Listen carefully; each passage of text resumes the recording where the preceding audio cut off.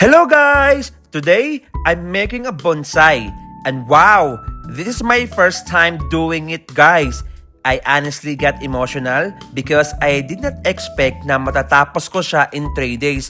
Diba? Sobrang haba ng panahon guys kasi sobrang hirap gawin. For the materials, as you can see, I use fuzzy wire, floral tape, paper or newspaper, cup, and cartoon.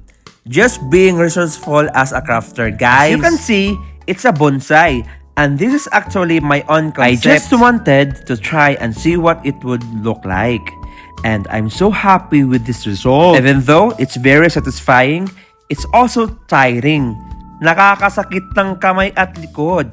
My back hurts and it's not easy.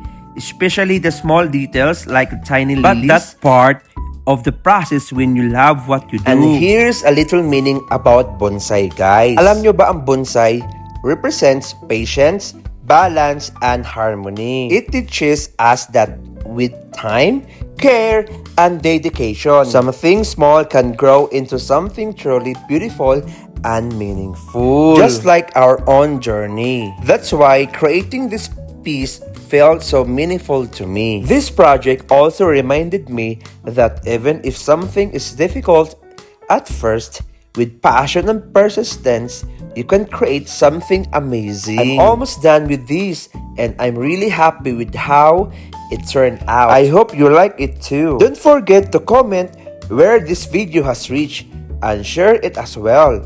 You might be the next one I'll choose for a special blessing. Kaya, salamat sa panonood.